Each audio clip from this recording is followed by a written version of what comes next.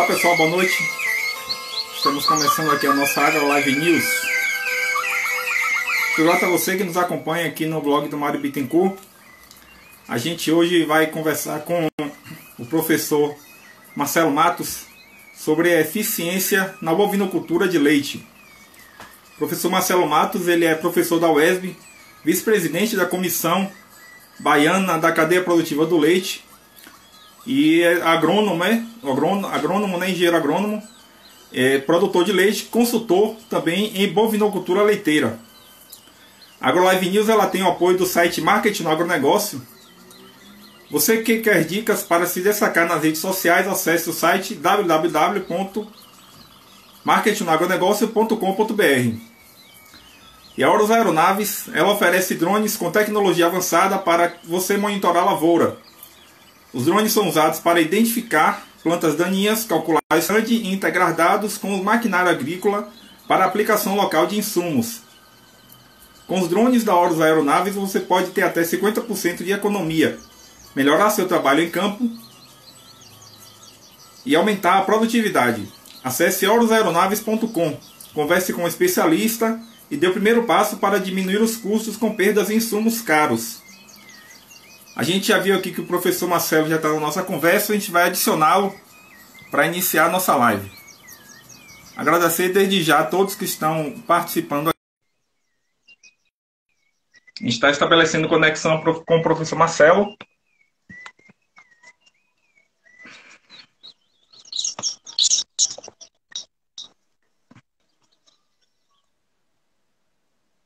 Boa noite. Boa noite, professor. Eu vou pedir para o senhor apertar na bolinha aí que inverte a câmera. Desculpe, aí. mas... Boa noite.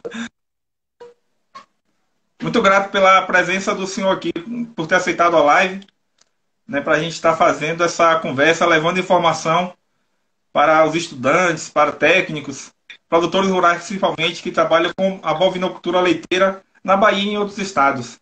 Nossa live, a gente tem a presença sempre de pessoas também de outros estados além da Bahia. Vou deixar o senhor aí para o senhor dar os cumprimentos às pessoas que estão com a gente e iniciar a conversa, né, a respeito da eficiência na bovinocultura de leite. Né, o senhor falar aí quais são os pilares para a gente, para o produtor de leite ter uma bovinocultura leiteira rentável. Boa noite, Mário. Boa noite aos participantes dessa live. Quero inicialmente agradecer a você, Mário Bittencourt, ao blog Canal Rural, AgroLive News, blog do Mário Bittencourt, né, por essa oportunidade, né, de falar para os produtores de leite da Bahia, do Brasil, quem sabe até de outros países também. Para mim, é uma grande oportunidade de poder compartilhar, né, os conhecimentos que a gente adquiriu em função da nossa militância como engenheiro agrônomo e como produtor de leite também. Quero agradecer também a meu amigo João Esteves, lá de Itamaraju, desculpe, me faltou, foi meu colega quando eu fui diretor de pecuária da EBDA, e foi João que fez a indicação para que você me convidasse. Então, João, muito obrigado também. E agradecimento muito especial a vocês que estão participando dessa reunião e que aceitaram o convite para participar dessa reunião. Muito obrigado mesmo. Então, professor, quais são os pilares para se ter uma bovinocultura de leite rentável? Bom, a bovinocultura de leite é uma atividade complexa, diferente de uma atividade de agricultura.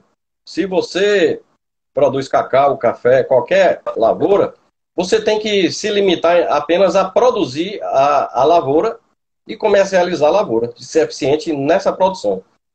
Na produção de leite, você precisa ser eficiente na produção de alimentos, tem que ser eficiente no trato do animal e tem que ser eficiente na relação entre o animal e esses alimentos que você está produzindo. Então, é uma coisa muito mais complexa e muito interessante também. Então, eu listei aqui 5 lições básicas que são necessárias para que a gente seja eficiente na produção de leite. Eu sempre digo nas minhas palestras que produzir leite é muito fácil mesmo. Até você, Mário, quiser produzir leite, você contrata um bom profissional da área de ciências agrárias, você vai ter que contratar aí um agrônomo ou um zootecnista ou um veterinário, né? Ou pelo menos 2 desses profissionais. Você contrata, compra uma área, aí você constrói um galpão, instala água, instala energia, instala sala de ordenha, instala um local confortável para os animais. Aí você compra silagem, compra farelo de soja, compra caroço de algodão, compra milho, compra sorgo, sal mineral, medicamentos. Depois que tiver tudo pronto, a infraestrutura, você compra o gado e começa a produzir leite. Viu como é fácil produzir leite? Agora, difícil é ganhar dinheiro, certo? Se a gente não fizer o beabá, o dever de casa. Então, a primeira lição começa por uma boa gestão técnica e financeira da atividade. E para que a gente faça essa gestão, a gente precisa ter bem precisas anotações, que a gente chama de escrituração zootécnica econômica, que eu vou detalhar daqui a pouco. Outra coisa para ser eficiente o produtor tem que fazer a vaca parir a cada 12 meses, ou seja, a cada 365 dias tem um parto da vaca, na média, né? Se você tiver nessa média, você é um excelente produtor. Então, fazer ela parir a cada 12 meses e explorar a lactação dessa vaca por 305 dias. Que isso depende da alimentação e depende também da genética do animal. Terceiro é produzir e fornecer aos animais alimentos volumosos de alta qualidade e de baixo custo. Então, a gente precisa ser eficiente para produzir esses alimentos de alta qualidade e baixo custo. O quarto é implantar um programa de manejo alimentar, reprodutivo e sanitário para o rebanho. E quinto, se organizar para comprar bem os insumos e vender bem a produção. Eu vou pedir licença a você que vou detalhar esses 5 itens aí de forma... Vou tentar ser bem sucinto. Se eu estiver sendo muito rápido, você, por favor, interrompa e sugira que eu vá mais devagar, porque eu quero ser sucinto para a gente privilegiar mais o debate e a participação das pessoas que estão nos ouvindo. O pessoal que está acompanhando a gente pode enviar pergunta que daqui a pouco a gente vai estar passando também para o professor. Beleza, então, Mário. Primeiro, a escrituração zootécnica e econômica, que são os dados, né? Existem, basicamente, 10 dados que a gente precisa coletar que são essenciais. Mas eu escolhi os 5 principais que são fundamentais para a gente fazer a gestão da atividade leiteira. Primeiro é a data do parto. Essa é a informação, uma das mais importantes, do dia que a vaca pariu. Porque a partir daí a gente vai monitorar e a gente vai calcular os nossos indicadores, que eu vou falar daqui a pouco. Os indicadores que são importantes para a gente fazer a gestão e gerenciar o nosso negócio. Então, primeiro, data do parto. Segundo, a data da cobertura. A vaca pariu. Que dia ela entrou no cio e o touro cruzou ou ela foi inseminada. Eu preciso ter essa anotação. O dia que ela pariu e a data da cobertura. Terceiro, eu preciso também, um outro dado essencial é pesar o leite, ou medir o leite sem espuma, ou pesar esse leite pelo menos uma vez por mês. Uma vez por mês é suficiente, a cada 30 dias, para eu acompanhar a produção de leite das vacas e poder alimentá-las de acordo com a necessidade dela. Então, quem produz mais precisa comer mais e melhor, com melhor qualidade a dieta de quem está produzindo mais. Quem tem uma vaca que está produzindo 20 litros de leite ou 20 quilos de leite, quando a gente fala quilos é porque é o leite sem espuma, né? O leite mesmo líquido. Uma vaca de 20 litros, ela precisa se alimentar muito mais, ela consome mais matéria seca, mais alimento, e precisa de alimento com mais qualidade do que uma vaca que produz 10. Então, a gente tem que pesar o leite para acompanhar a produção dela, inclusive para avaliar o período de lactação dela também. Então, o controle leiteiro ele é fundamental para a gente, todo mês, formular dieta e alimentar essa vaca, colocar as vacas em lotes, alimentando-as de acordo com a produção. Outra informação importante é a data de secagem das vacas. Então, eu tenho a data que ela pariu e a data que secou. Ou seja, quando foi que ela parou de produzir leite?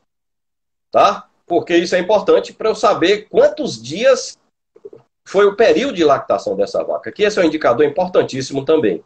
Período de lactação que eu vou falar daqui a pouco. E o quinto dado essencial é anotar a despesa e receita. Então, tudo que você gastou com atividade do leite e tudo que você vendeu da atividade leite.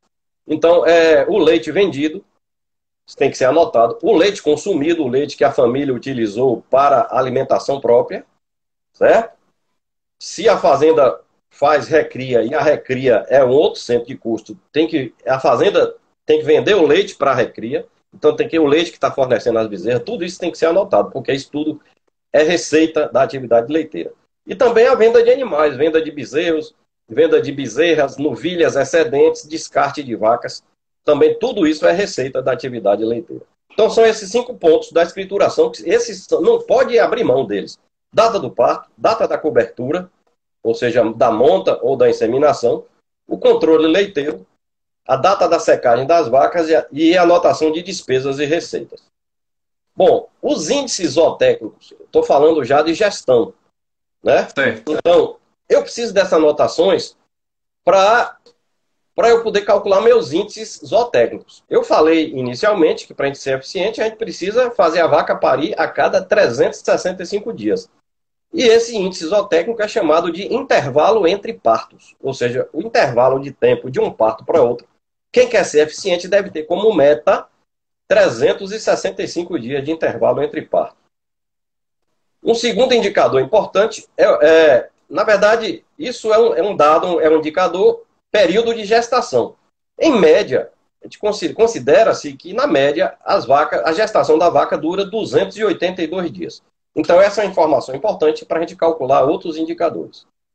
Terceiro índice técnico importante, período de serviço. Isso aí que é o pulo do gato. Período de serviço é o tempo que leva do parto até a concepção. O que significa isso? Quantos dias demorou para a vaca emprenhar? Do dia que ela pariu até o dia que ela emprenhou, porque às vezes o boi cruza, na primeira cobertura ela não emprenha, na segunda pode emprenhar, mas o que interessa não é o dia que... Por isso que a gente precisa anotar o dia que cobriu ou que inseminou e o dia que, para depois a gente saber, no último serviço, ou seja, na última cobertura ou na última inseminação, a gente, quando o veterinário for visitar a fazenda e ele fizer o diagnóstico de gestação, aí ele vai dizer, essa vaca está prenha, e você vai saber quando ela emprenhou e você tem como prever o parto dela, certo? Porque, em média, dura 282 dias. Então, o período de serviço ideal é o seguinte, para que eu tenha um parto a cada 365 dias, como eu sei que o período de gestação são 282, se eu subtrair 365 menos 282, eu chego ao número 83. 365 menos 282, 83 dias. Então, para eu ser eficiente, eu preciso emprenhar essa vaca no prazo máximo de 83 dias. Esse período de serviço é que define se o produtor vai ganhar dinheiro ou não, porque se ele vai ter leite daqui a um ano ou não. Porque o leite, ele é um subproduto da reprodução. A vaca, para produzir leite, tem que parir. Todas as fêmeas mamíferas, vaca, cabra, ovelha e as outras mamíferas também, só produz leite se parir. E só para se emprenhar, tá certo? E só emprenha se for bem alimentada. Então, o segredo está na alimentação e em emprenhar a vaca nesse prazo de 83 dias. Outro indicador importante é o período de lactação. Se eu quero que a gente deve, como a vaca merece, a gente não deve emendar uma lactação na outra, e ela precisa descansar, e a pesquisa já demonstrou que 60 dias é um prazo muito bom para ela descansar. O que significa descansar? Ela tirar férias, interromper a produção de leite e se preparar para o próximo parto.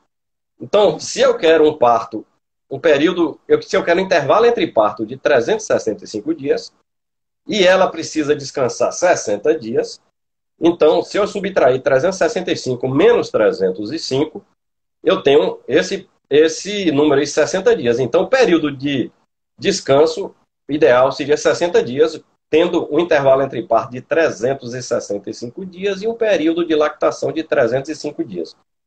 Não sei se eu fui claro. Se eu desejo um intervalo entre parto... Tá claro, né? Eu desejo um intervalo entre parto de 365 dias. Para ela descansar 60 dias, eu só devo explorar a lactação dela durante 305 dias. Bom, e por último, o indicador que, de todos esses, é o mais importante, porque ele tem todos os outros indicadores dentro dele, que é o percentual de vacas em lactação.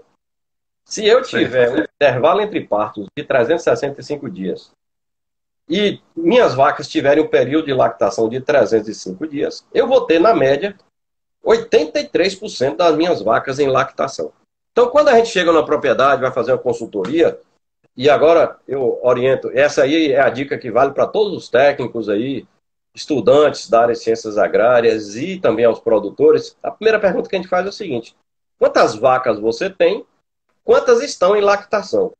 Porque para você ser eficiente, para você ser o cara, ou para você ser a cara, se for no caso da mulher, vocês precisam ter 83% das suas vacas produzindo leite.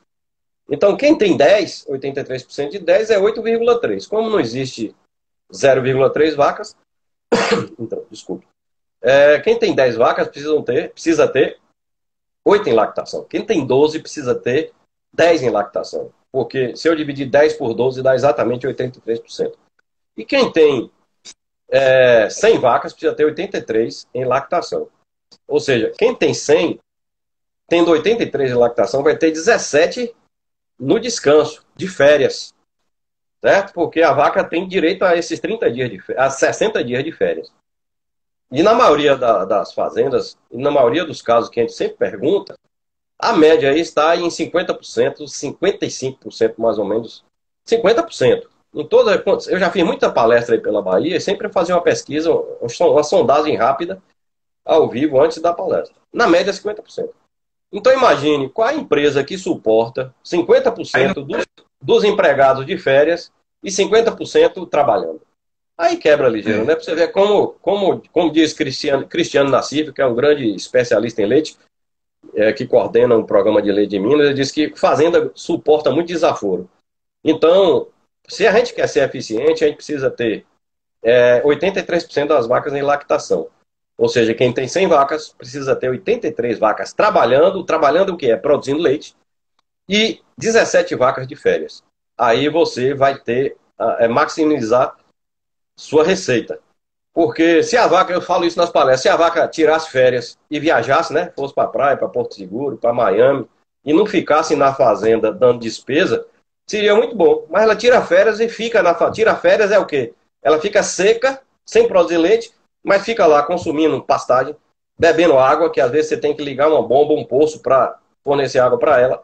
Ela fica consumindo sal mineral, vacina, medicamento, mão de obra. Ela fica lá dando despesa. Ela não tira férias e viaja, ela tira férias e fica lá. Então, a gente, para ser eficiente, tem que ter 83% das vacas em lactação. E, por coincidência, o período de serviço deve ser 83 dias.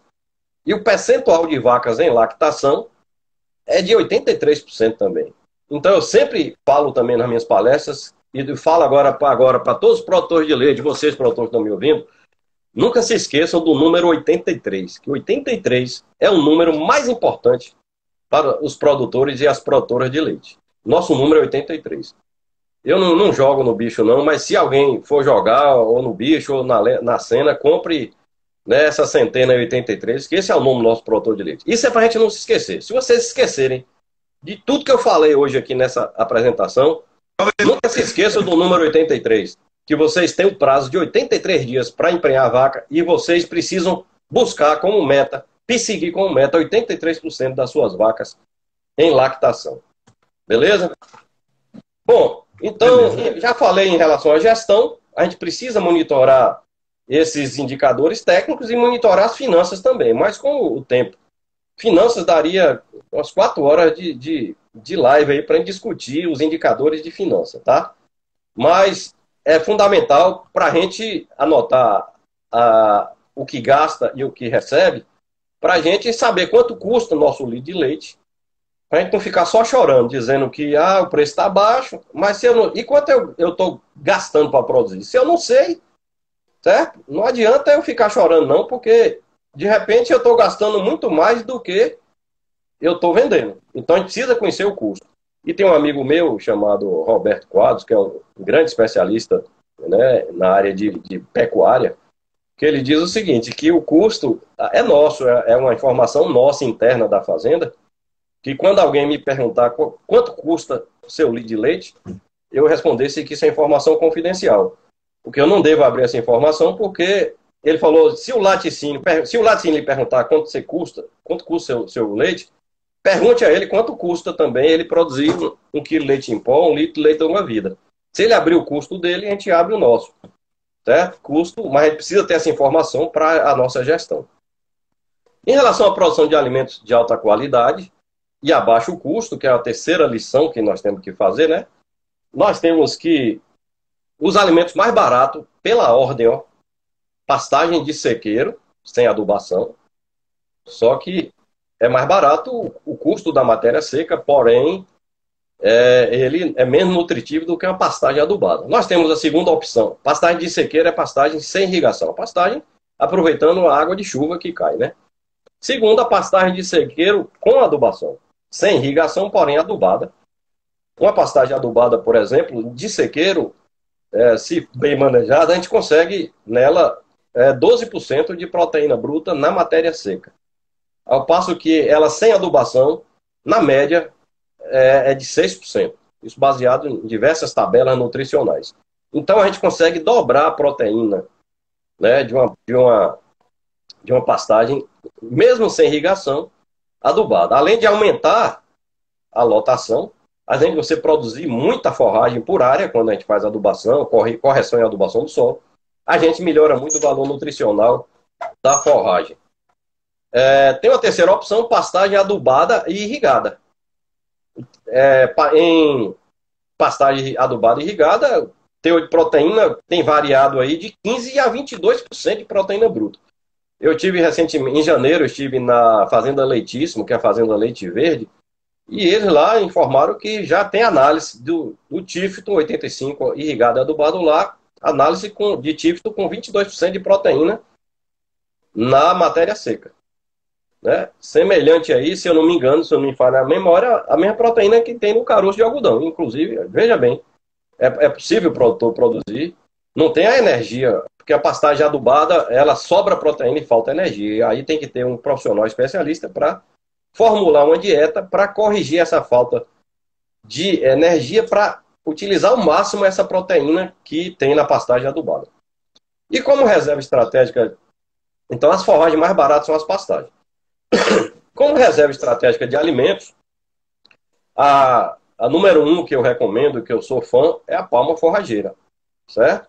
As palmas resistentes à cochonilha do carmim, que é uma praga que não existia na Bahia, mas já está na Bahia há mais de 2 anos e está, principalmente na região de Glória e Paulo Afonso e na região de Botuporã, no Vale Paramirim, em alguns municípios, e que já está dizimando muitas roças e causando prejuízo para muitos produtores. Então, a palma forrageira, tem um cara que é meu guru em relação à palma, que eu inclusive sigo a orientação, que é Paulo Suassuna. Ele tem feito várias lives aí e várias palestras. Falei com ele. Que bom. Várias palestras e utilizando a tecnologia do cultivo intensivo da palma, plantar adensado para a gente ter alta produtividade em área pequena, né? E reduzir o custo de produção, o custo por quilo de palma produzida, utilizando a tecnologia do cultivo intensivo, que isso aí, o especialista é Paulo, isso aí ele tem feito várias lives. Uma outra opção, eu estou falando por ordem de preço, de custo. Uma outra opção, e a palma forrageira, ela produz no semiárido muito bem, produz fora do semiárido, né? Eu tenho fotos, por exemplo, de palma forrageira em Teixeira de Freitas, que é um espetáculo. Lá em Teixeira de Freitas, que é a região que chove mais ou menos 1.200 milímetros. Não é semiárido, é a região de tabuleiro costeiro, aí, próximo ao litoral.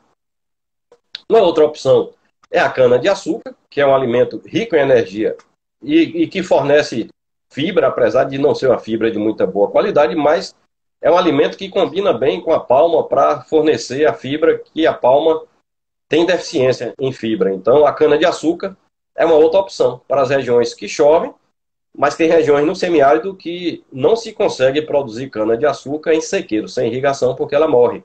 Então, ela é opção, mas não é opção para todo mundo. É opção para quem está na região que chove mais ou em algum microclima que chove, ou quem tem possibilidade de fazer algum tipo de irrigação, pelo menos de gotejamento. Eu conheço produtores muito eficientes que criam gado, agricultores familiares no município de Uibaí, território de Irecê, nossos amigos lá do Caldeirão, liderados por Serjão, e outros amigos lá, que eles produzem leite, Serjão mesmo produz leite com média de 30 quilos por vaca por dia, e a fonte de alimentação é palma e cana e concentrado. Então, e o gado confinado, pouco rebanho, mas altíssima produtividade. São muito eficientes, é um sistema de produção. Então, a cana-de-açúcar é um excelente alimento também para a alimentação. Por ordem agora de custo, vem a silagem de sorgo e de milho. A de sorgo para o semiárido é mais segura porque ela requer menos água para poder produzir. Certo? E nós temos também a pastagem diferida. É uma outra opção. Certo? Eu coloquei ela por último porque, apesar de não ser muito caro, o que é a pastagem diferida? É você, quando chegar no final do período das chuvas, por exemplo, na Bahia, a maior parte do território baiano tem chuvas de verão. Então, quando chegar aí no mês de março, abril, que tem a primeira chuva, em março você fecha algumas pastagens mais próximas de onde as vacas serão ordenhadas e deixa esse capim sobrar. Ele vai perder qualidade, porém você vai ter uma fonte de fibra, que é uma estratégia interessante para fornecer para as vacas junto com a palma, que sem palma não dá para ser feliz o produtor de leite, principalmente no semiárido. Certo? Eu produzo leite aqui em Nova Canaã, que é classificado como semiárido, mas chove em 950 milímetros, bem distribuído, chove nas trovoadas, chove no período de inverno também, mas por outros indicadores foi classificado como semiárido. E eu não abro mão da palma para a alimentação do nosso rebanho aqui. Então, produzir alimentos... Como é que é? Hilber Matos tinha mandado a pergunta agora sobre palma também, aí o senhor já está respondendo aí a pergunta dele. Hilber Matos é meu primo carnal, engenheiro agrônomo, foi meu calouro, morou na mesma república minha. Um abraço, Hilber.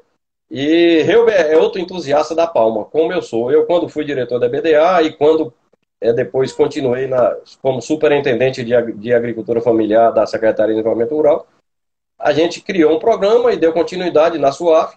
E esse programa está rodando até hoje pela Secretaria de Desenvolvimento Rural, né? É um programa de produção e distribuição de muda de palma. E Hilber está fazendo um trabalho semelhante, né? Específico para...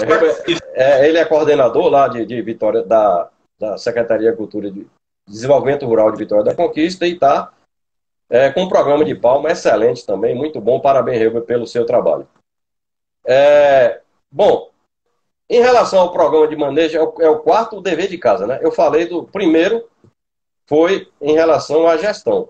Falei, não é isso? Só recapitulando, eu falei gestão técnica e financeira, fazer a vaca parir a cada 12 meses, que a gestão ajuda a fazer, e a alimentação. Se a vaca parir e você alimentar bem a vaca, se a vaca pariu e você alimentou bem, ela certamente vai vir o cio e você vai conseguir emprenhar ela nos 83 dias. Ela precisa ser alimentada no pré-parto, que seria um mês antes do parto, bem alimentada, e nos primeiros meses da lactação, para que ela possa vir o cio e emprenhar. Produzir e fornecer alimentos volumosos de alta qualidade e baixo custo. Implantar um programa de manejo alimentar, reprodutivo e sanitário para o rebanho. Então, estou no quarto item.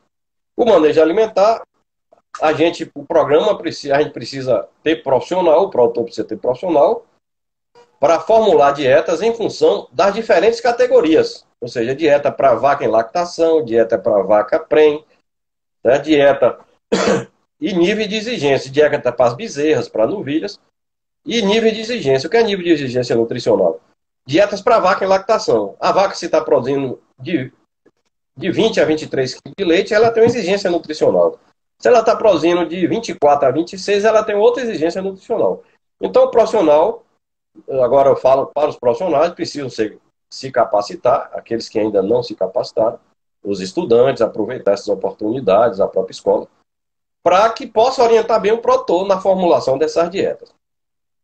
E um segundo item, em relação ao manejo reprodutivo sanitário, Eu não vou entrar em detalhes, porque isso são dois tópicos que são prerrogativas exclusivas do médico veterinário, e para isso Sim. merece uma outra live, né, de manejo reprodutivo sanitário, que é cuidar da reprodução e cuidar também da prevenção e controle e tratamento de doenças das vacas leiteiras. Certo? Então, o programa de manejo alimentar é o quarto item do dever de casa. E o quinto item, que é fundamental, e é um ponto que meu amigo Luiz Sandi, que é o secretário executivo da Comissão Baiana da Cadeia Produtiva do Leite, sempre coloca, é a questão da organização. O produtor, principalmente, que eu falo agora para vocês, pequenos agricultores e agricultores familiares, que tem uma diferença, né, pela legislação. Se a gente, que é pequeno, ou os agricultores familiares, se a gente não se organizar, a gente não vai para lugar nenhum. A gente tem que se organizar, se juntar para ser grande. A gente tem que se organizar para comprar bem insumos e para vender bem a produção. Vou dar um exemplo. Grupo de compras conjuntas. Semana passada, nós juntamos um grupo aqui de 6 produtores, eu fiz parte, mais 5 produtores aqui em Nova Canaã, e nós compramos um caminhão trucado com 270 sacos de adubo para adubar a pastagem. Eu, no momento, não tinha condição de comprar um caminhão sozinho. E nem preciso também. E aí a gente compra a cada 2 meses, 3 meses. E aí a gente rateou todas as despesas e a gente conseguiu botar preço de fábrica dentro da fazenda. Mas sem a organização, nenhum de nós, separadamente, eu tenho certeza que todos teriam condição de caixa para bancar uma compra de um caminhão de uma vez. E nós compramos direto da fábrica. E outra coisa, organização, eu estou dando um exemplo, que a gente pode se juntar para comprar adubo, concentrado, medicamentos, sal mineral, né? Se a gente compra em quantidade e comprar direto da fábrica. A gente precisa ser um bom comprador e bom vendedor. Certo? Em relação à venda conjunta, vou dar outro exemplo aqui para vocês. Aqui em Nova Canaã, tem exemplos aí na Bahia toda. E eu vou dar daqui a pouco um exemplo aqui em Nova Canaã recente, que foi muito bom. Eu conheço grupos, por exemplo, que vendem leite junto. Esse grupo mesmo de Uibaí, que é o grupo liderado por Sejão, por Beri, por Queca, essa galera toda aí, esse grupo, desde que eu os conheço, eu os conheci em 2011, e antes disso eles já vendiam leite junto. Eles compraram o resfriador com recursos próprios e já comercializavam há mais de 10 anos, eles vendem o leite para um laticínio. Então eles têm leite de altíssima qualidade, alimentam, porque a qualidade do leite está relacionada à dieta, à nutrição, e está relacionada também à higiene e à sanidade da teta da vaca. E eles têm leite de alta qualidade, e eles têm bom preço porque eles vendem junto. Lá no município Vanderlei tem a associação chamada ProLeite, lá perto de Barreiras, que também vende leite em conjunto, o leite todo mundo vende, tem caminhão para vender o leite, é outro exemplo. E vários exemplos por aí afora nós temos na Bahia. E mais recentemente, aqui em Nova Canaã, duas comunidades, uma a comunidade de Itajaí e outra comunidade da Sapucaia, por exemplo, que estava com resfriador que foi doado pela SEAG, que nós ajudamos a articular esses resfriadores. Resfriador instalado aí há anos, sem funcionar. Aí com a Covid teve dificuldade de comercialização e a SEAGRE, muito acertadamente, mandou um técnico, deu um prazo de 1 semana para eles botarem o resfriador para funcionar. Se não botasse para funcionar, eles iam recolher o resfriador e levar para quem estava precisando. Com toda razão. Pois não é que os dois resfriadores... Diz que lagartixa, quando vê aperto, salta fogo, né? Pois é. Estão todos os 2 resfriadores agora funcionando e eles conseguiram agora agregar valor à produção, vendendo leite aqui para uma indústria que se instalou na região, que é a Betânia Lactos, que está comprando leite aqui na região e é um laticínio da região. É o único laticínio que produz leite em pó e leite longa-vida no estado da Bahia. E que nós todos estamos apoiando, né, a vinda desse laticínio, porque ele precisa se estabelecer para ajudar aqui a região. Ele tá instalado em Tapetinga, um arrendamento feito antiga Vale Dourado. Bom, entendi. De tudo isso que eu falei, só estou finalizando, viu? O insumo básico para ser eficiente para esses 5 pontos aí, eu não consigo imaginar ser eficiente sem ter conhecimento. Certo? É diferente de informação. Informação, aí o mercado está cheio. Tem classificado de jornal, está cheio de informação. Né? Notícia, fake news, tudo isso é informação. Agora, conhecimento é informação aplicada. E esse conhecimento só pode chegar ao produtor com assistência técnica e gerencial. Tudo isso que eu falei de tecnologia, falei de gestão. Sem assistência técnica e gerencial, não é possível o produtor conseguir fazer esse dever de casa. Eu não consigo conceber, não consigo imaginar. Eu quero aproveitar a oportunidade aqui para agradecer ao sistema FAEB Senar e ao Sindicato dos Produtores Rurais de Nova Canaã pela assistência técnica e gerencial que nós aqui na nossa fazenda, a fazenda da família aqui, da minha mãe, Bandeira do Acará, nós estamos recebendo, né, de um médico veterinário custeado 100% pelo sistema FAEB Senar e foi articulado pelo Sindicato dos Produtores Rurais de Nova Canaã, que é um sindicato muito atuante, é um dos mais atuantes da Bahia. Eu estou puxando muito saco aqui para vocês. Como é? Da FAEB Senar, Miranda. Foi bem legal também. A gente já fez uma live aqui com o presidente da FAEB, São Humberto Miranda. Grande amigo meu e produtor de leite também. Então, são dois pontos básicos, assistência técnica e capacitação e formação continuada.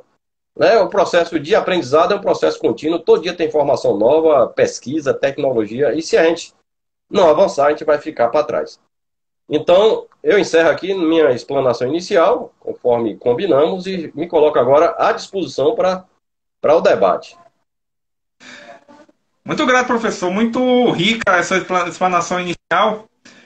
Uma dúvida minha que ficou, né, a respeito da alimentação que o senhor falou, né, que o senhor deu exemplo de uma vaca, por exemplo, que está produzindo aí 25 a 30 litros ou quilos de leite, né, deve ter uma alimentação, receber uma alimentação maior, né, do que a que está produzindo 10 litros de leite, por exemplo. Daí eu perguntar para o senhor, existe uma proporção na quantidade de quilos, por exemplo, para essa vaca que está produzindo mais e para que está produzindo menos, para que ela possa vir a produzir mais, por exemplo? Com certeza. Vou lhe dar só um exemplo. A vaca, ela se come para atender a 4 necessidades dela. Vou dar um exemplo. Uma vaca que está seca e vazia. Seca que não está produzindo leite, vazia que não está prenhe. Ela tem apenas uma exigência, que é a mantença. Ela só para manter, nem ganhar peso, nem perder peso, para viver. Aí essa vaca emprenhou. Emprenhou, ela começa a ter uma segunda exigência, que é, ela tem que comer agora para se mantença e ainda tem que comer para desenvolver o feto no útero. Tá entendendo? Sim. Beleza. Aí ela pariu. Pariu, ela não tem mais o bezerro, ela continua tendo 2 exigências. A de mantença ela tem sempre, e agora ela tem uma outra exigência, que é, ela tem que comer agora para se manter e para produzir o leite. Certo? Aí ela está produzindo leite e ela emprenhou. Agora ela tem 3 exigências. Ela tem que comer para se manter, tem que comer para produzir o leite, tem que comer para desenvolver o feto no útero, o bezerro ou a bezerra, certo? 3 exigências. E se ela for uma vaca de primeira cria, que pariu nova, pequena, ela tem uma 4ª exigência ainda, que ela tem que comer para mantença, tem que comer para produzir o leite, tem que comer para desenvolver o feto e tem que comer a 4ª exigência, que é para crescer ainda, que ela cresce até a terceira cria. Ou seja, ela cresce na primeira e na segunda cria. Ela só é considerada uma vaca adulta na terceira cria. Aí a vaca que está produzindo leite, ela tem que ser alimentada de acordo com a produção. Só para você ter ideia, fora a exigência de mantença, para cada litro de leite que a vaca precisa produzir com 4% de gordura, ela precisa consumir, uma vaca de 450 quilos, precisa consumir, para cada litro de leite produzida, são 320, se eu não me engano, não me falha a memória, 320 gramas de energia e 90 gramas de proteína. Então, a vaca que está produzindo 10 litros de leite precisa consumir, só para produzir o leite, 3 quilos e 200 gramas de energia e 900 gramas de proteína. E a de 20 quilos tem que consumir o dobro da energia e da proteína. Eu não sei se eu respondi a sua pergunta. Respondeu sim, professor. Eu só pedi para fazer um complemento. Nessa de 10, para ela aumentar a produção, ela teria como, ela já, num tempo curto, vamos dizer assim, aumentando a alimentação com mais proteína, ela poderia aumentar essa produção dela durante quando ela está dando leite? Tranquilo, mano. Muito boa, muito interessante a sua pergunta.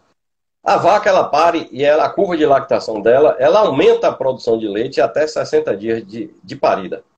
Então, a vaca recém-parida, ela, em função da gestação, o que acontece ela tem o balanço metabólico negativo. O que significa isso? Ela come menos do que precisa, porque com o desenvolvimento do feto, o feto comprimiu o rumen dela e ela não tem capacidade digestiva de ingerir a quantidade de alimento que ela precisa. Então ela come menos do que precisa no início. Aí ela tem que comer bem. Então ela tem que comer um volumoso de alta qualidade, de alta digestibilidade e concentrado. Então uma orientação que a gente sempre faz para os produtores é desafiar a vaca nesse estágio inicial. Como eu sei que ela vai aumentar a produção de leite, eu desafio ela. Ela pariu, está produzindo 15. Eu proponho ela, eu vou lhe dar comida para você produzir 22, 21. Aí eu faço uma dieta para ela produzir 21. E ela começa a consumir essa dieta, mesmo estando produzindo 15. Que eu tenho certeza que ela, se ela não tiver nenhum problema de saúde, ela vai chegar aos 21, 22 litros de leite. Quilos de leite por dia. Então, eu só consigo aumentar a produção de leite da vaca nessa fase aí, no início da lactação. Certo? No meio da lactação, se eu aumentar muito a quantidade de comida e a qualidade, essa comida vai servir muito mais para engordar a vaca do que para produzir leite. Entendi. Então a estratégia, desculpa, deixa eu complementar, nesse período aí, esse é o período de ganhar dinheiro com a vaca, que ela está aumentando a produção, você coloca concentrado para ela o que ela precisa, o que ela merece, que o custo do concentrado não é baixo, né? Principalmente agora com o preço do dólar aí, que milho e soja é tudo dolarizado, mas quando você fornece concentrado, ela aumenta a produção e lhe responde também com cio. O cio, para a vaca emprenhar, para ela enxertar, ela precisa vir o cio. E para vir o cio tem que comer. Então nessa fase aí, a gente já bota o concentrado, ela aumenta o leite, o aumento do leite paga o concentrado e você ainda tem de lucro na reprodução do cio e ela vai emprenhar nesse período aí, que é de 83 dias. Lembrando aos produtores que 83 é o nosso número. Graças, professor. Agora esclareceu melhor. A gente está com 40 minutos de live, né? 42. Tem perguntas diversas aqui ao pessoal que está participando aqui na live. Tem outras perguntas minhas também. Deixa eu perguntar uma coisa para você. A gente não combinou, mas se for o caso, assim, a gente pode, depois de terminar a hora da live, a gente pode retomar para continuar a conversa. Estou à disposição até meia-noite. Depois de meia-noite eu tenho um compromisso aqui. Então, acho que para atender as perguntas, tanto do pessoal que está enviando aqui, as minhas também, a gente, quando terminar, a gente retoma a live e aí o pessoal pode participar mais também. Eu vou fazer uma pergunta aqui. Aí entra novamente, né, na live? Aí o Instagram ele encerra, né, 1 hora, aí inicia mais 1 hora novamente. Tranquilo, estou à disposição. Então, aqui a pergunta de Renata Carvalho. Qual a relação com relação ao que o professor está explicando? Não lembro que faz, não sei que faz se ela está se referindo, mas que precisamos fazer controle desse animal? É viável que seja usado o transponder ou outro método com dispositivos eletrônicos para ter esse controle? Bom, controle de quê? Esse controle aqui ele ficou controle desse animal, enfim. Ficou meio vago aqui a pergunta dela também. Enfim, se você puder explicar melhor, Renata, aí em que parte era que você estava perguntando, a gente refaz aqui a pergunta. Deixa eu ver mais outra pergunta aqui. Aqui, Marcelo Dias Sampaio.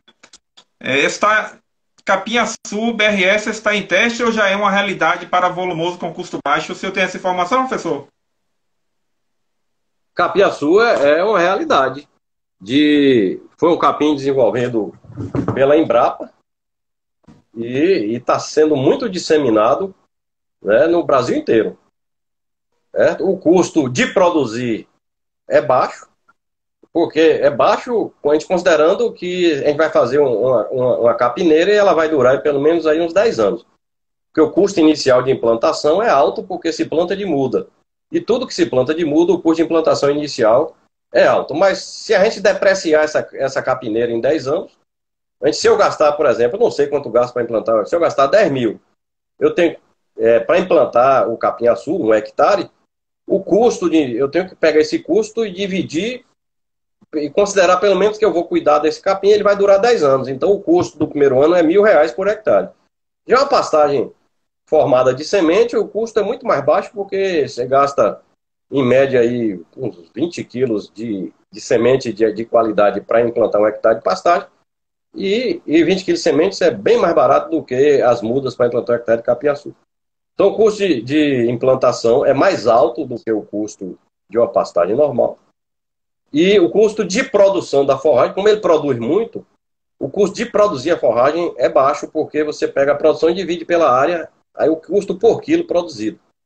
Entretanto, tem agora o custo de fornecer, que é o custo de você cortar, transportar, picar e colocar no coxo. Aí o produtor tem que fazer a conta, se realmente isso compensa, né? Mas é uma alternativa, tem sido uma alternativa aí. Tá certo? Então, Tá certo. é uma alternativa, está muito disseminada. Agora, lembre-se que esse custo de mão de obra não é barato. E é bom de fazer a conta direitinho. Tá? Eu prefiro palma, outras alternativas. Tá? Talvez um pouco capiaçu aí, para quem tem pouca água, para fazer fornecer fibra, ou fornecer junto com a cana. Mas a gente tem essa questão. Eu me preocupo muito com o custo de mão de obra. Na produção de leite, o maior custo que tem é a alimentação. Isso representa 60%, 70% o custo dos alimentos, volumosos e concentrados. E o segundo maior custo é a mão de obra. Então, a gente precisa, né, sempre pensar nisso para a gente ser eficiente. A gente tem que maximizar o lucro e minimizar os custos. Vender bem, comprar bem e produzir mais barato. Então, uma outra opção é a gente procurar mecanizar o que a gente puder mecanizar, a ordenha, limpeza de pastagem com alguma roçadeirazinha manual, né, ou outros métodos de controle de erro de plantas invasoras nas pastagens. Mas me preocupa muito a questão do custo. Mas o capiaçu é uma realidade, produzido pela pesquisa, validada. A Embrapa não lança nada sem testar aí, pelo menos uns 4, 5 anos. Agora, cortar e botar no coxo não é barato, não. E como a gente tem muitos produtores sofrendo aí com baixa de preço de leite, em função da pandemia principalmente, a gente tem que ir para a ponta do lado. Por isso que tem que ter a gestão financeira também. Desculpa. Tá. Tem aqui uma mensagem aqui de Gessé Jacobina, que é engenheiro agrônomo, acho que deve ter sido aluno do senhor. Um abraço aí, Gessé, está participando. Ele foi meu contemporâneo quando eu estudei jornalismo na UERJ também. Aqui os técnicos de bovinocultura leiteira, tudo presente. Aqui tem uma pergunta aqui com relação a diferença entre ração e concentrado. O Rafinha que fez essa pergunta. Um abraço, Gessé. Gessé foi meu aluno, sim, na UESB, no curso de agronomia. Um abraço, Gessé. E está sendo meu aluno agora numa capacitação que o governo do estado está realizando através da CA para os técnicos do Projeto Bahia Produtiva, que trabalham com a cadeia produtiva do leite. Nós estamos coordenando essa capacitação. Foi interrompida agora em função da pandemia. Então, quem é o autor da pergunta? Rafinha 20, ele não tem o nome certo, mas está aqui. Rafinha 20 é o nick dele. Rafinha, qual foi a pergunta? A diferença entre ração e o concentrado. Sim, ração, Rafinha, é a dieta total. É tudo que o animal consome no dia. Aí entra na ração o volumoso, entra o sal mineral e o concentrado. O concentrado são os alimentos que têm baixo teor de fibra. Vou dar exemplo de concentrado: é o farelo de soja, o milho moído, o sorgo, o caroço de algodão. E há quem diga também que a palma forrageira é concentrada e não volumoso, porque o teor de fibra dela é muito baixo. Né? Às vezes tem uma corrente que considera a palma como concentrada. Ela é tão boa que ela tem um teor de fibra baixo, alta digestibilidade e considerado também concentrado. Então, concentrado é um alimento que tem pouca fibra e que, portanto, são esses aí que eu citei, entre outros. Domingos Magalhães, da Casa de Serrinha, que está mandando um abraço para o senhor. Tiago Firmado também está aqui presente. Grato, Tiago, pela presença. E deixa eu ver mais uma pergunta aqui. Meu Deus. É sempre bom ouvir Marcelo marcar outro live. Marcelão, deixa eu ver. Parabéns, estou com a emissão. Vou partir para as minhas perguntas, pessoal. Tem um comentário aqui. Professor, no caso da qualificação tanto do produtor rural quanto dos funcionários, de que forma, o senhor comentou um pouco, mas falar de que forma isso influencia na eficiência, né, da bovinocultura de leite, no caso. Como eu falei, Mário, a informação é tudo, né? Não, desculpe, o conhecimento é tudo, a informação está cheia aí. O mercado está cheio. Conhecimento. Você se apropriar da informação e transformá-la em conhecimento e utilizar na prática para alavancar a produção e melhorar a vida do produtor, dos colaboradores, de todo mundo. Então, esse conhecimento, ele tem que ser através... A gente tem que ter um investimento. Eu estou aqui na fazenda e eu estou aqui num ambiente fechado, mas na varanda lá fora, minha esposa, Jaqueline, está lá conectada, com o projetor, projetando na parede, e todos os colaboradores aqui da fazenda foram convidados e estão assistindo essa live também. É um momento de capacitação, né? Maravilha! Então, é isso aí. Eu lhe agradeço a oportunidade até, porque a gente aproveita e capacita junto aqui os nossos colaboradores. Então, isso é fundamental, a capacitação, a formação, e isso tem que ser um processo contínuo. Não pode ser, participei de um curso, peguei o certificado, peguei a apostila que eu recebi, engavetei, e um abraço e não botar em prática.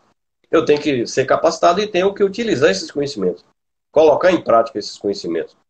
Então, a FAEB está fazendo um trabalho colocar em prática em relação a TEG, que é a assistência técnica gerencial, e também tem programas de capacitação, de formação de produtor de leite, de gado de corte, de café, que são os Prosenar, né? Que a FAEB desenvolve. Parabéns aí a FAEB, a CNA e ao meu amigo Humberto aí. Sim.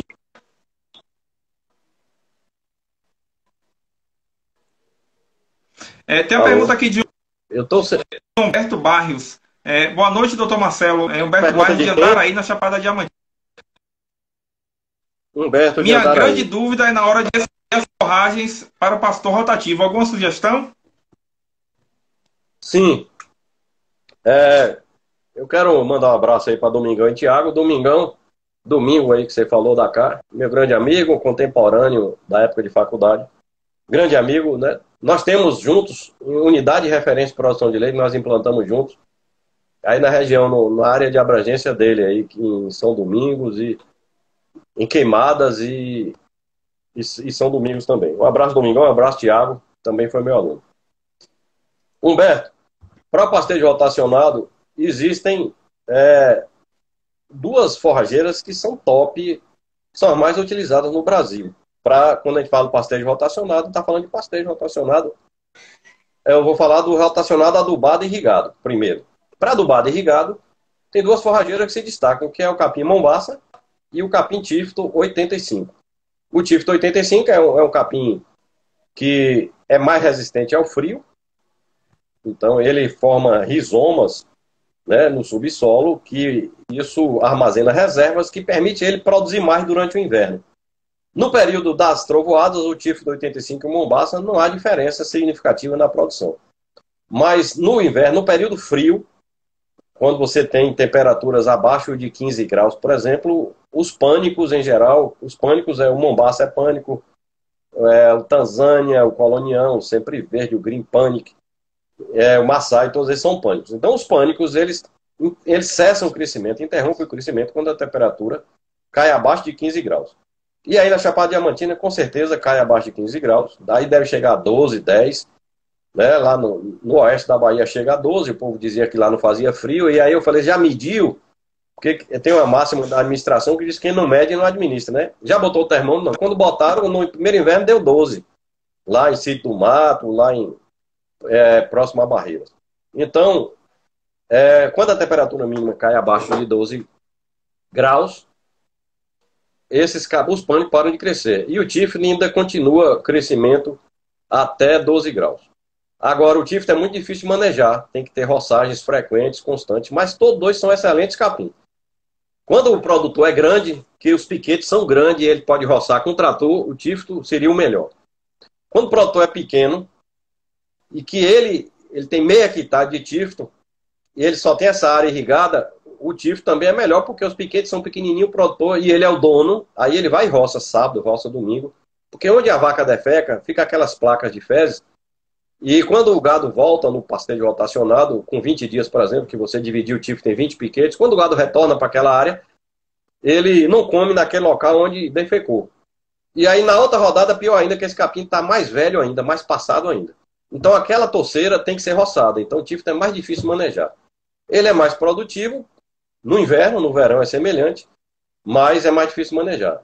E quando o produtor nem é grande, que tem os piquetes grandes, como a Leitíssimo, que roça de trator, ativa lá em Leitíssimo, lá, 800 metros de altitude, é frio no inverno, eles estão com tifto. Mas os piquetes são grandes, pivô de 55 hectares, vamos supor, se dividir em 20 piquetes, dá piquete 2,5 hectares, dá tranquilo para o trator entrar, roçar, manobrar dentro da área 2 e tudo plano. Mas quando o produtor não está nem uma situação nem na outra, aí o Mombaça é melhor, porque para manejar o tifto, se você tiver que roçar área maior, com a roçadeira manual, você sofre e não dá conta não, porque sábado e domingo, ser empregado sábado vai para a feira, domingo é o dia de comer água, o dia de folga, e aí ele só vai roçar na segunda, e aí quando for roçar você já perdeu aí 3 dias de crescimento do capim. E para sequeiro, o Mombaça vai bem, os braquiárias vão muito bem também, e os mais utilizados no Brasil em sequeiro são os braquiárias, principalmente braquiarão e MG4, MG5 e piatã. Espero ter respondido e obrigado pela pergunta, Humberto. Pessoal, lembrando que o site, que o AgroLive News tem o apoio do site Marketing no Agronegócio. Você que quer dicas para se destacar nas redes sociais, acesse o site www.marketingnoagronegócio.com.br. Professor, falta 4 minutos para a gente, o tempo do Instagram finalizar. Aí eu vou fazer uma pergunta aqui que eu acho que dá para ser respondida nesse tempo. Aí a gente retoma a live, né? A gente fecha, aí depois de uns 2 minutos, só o tempo de salvar esse vídeo também, essa live, para o pessoal ver depois. Aí a gente já retoma a segunda hora. Aqui de Antônio Wilson Dantas. O BRS Capiaçu sendo administrado junto com a palma forrageira em tempo de seca, não seria uma ótima alternativa para suprir a fibra da dieta? Muito obrigado, Antônio, pela pergunta. Muito pertinente sua pergunta. O capim-açu, o capiaçu, né? É uma excelente fonte de fibra, principalmente se for colhido no ponto ideal. Tem gente que quer volume, quer quantidade, aí deixa ele crescer, virar a vara de pescar para depois colher, ensilar ou então fornecer para o rebanho. Né? Eu fiz uma pesagem, eu fiz um trabalho com um grupo do Procenar Leite lá em Ibirapuã, um trabalho uma consultoria através do Sebrae, chamada de Olho na Qualidade Rural, com um produtor de leite, e tinha um produtor lá, Capiaçu, e nós tivemos a oportunidade de pegar uma amostragem do capiaçu que está sendo cortado, e separamos folha e caule e pesamos. E deu 55% de caule e 45% de folha. Se você colocar a vaca para pastejar esse capim, com certeza ela vai selecionar as folhas e vai largar o caule. Mas aí o produtor, como tem pouco normalmente, quer volume, aí empurra para a vaca comer o capim com o caule. E o caule não tem o mesmo valor nutritivo que a folha. Se tivesse, a vaca comeria o caule também, inicialmente. Tá? Aí eu já assisti uma palestra uma vez que o produtor falou o seguinte: se você der à vaca o que você quer, na hora que você quer, na quantidade que você quer e na qualidade que você quer, ela lhe devolve o leite que ela quer. Mas se você fornecer à vaca o que ela quer, na quantidade que ela quer, na qualidade que ela quer e na hora que ela quer, ela lhe devolve o leite que você quer. O capiaçu é excelente para produzir as folhas, né? Para você fornecer fibra para as vacas, para os bovinos em geral, combinado com a palma é excelente. Assim como a cana também é boa para essa finalidade. Maravilha. Pessoal que está acompanhando a gente aí, na segunda hora da live a gente vai conversar, né, professor, sobre a questão da qualidade do leite, né? Como é que se faz para ter uma boa qualidade do leite. Também sobre a importância da reprodução na bovinocultura de leite. O professor também tem uns dados, né, professor, sobre a produção leiteira na região de Itapetinga, de Nova Canaã, de Seu Está. E tiver outras perguntas também, as que chegaram nessa primeira hora, a gente vou deixar aberto aqui, para quando a gente retomar, inclusive apareceu 20 segundos aqui, finalizando. Então a gente vai estar finalizando essa primeira hora e vai retomar daqui uns 2 a 3 minutos, só o tempo de salvar o vídeo aqui. Grato a todos que estão participando. Retoma aí que a gente inicia a conversa e pode continuar mandando pergunta. Beleza, Mário, até já. Até já.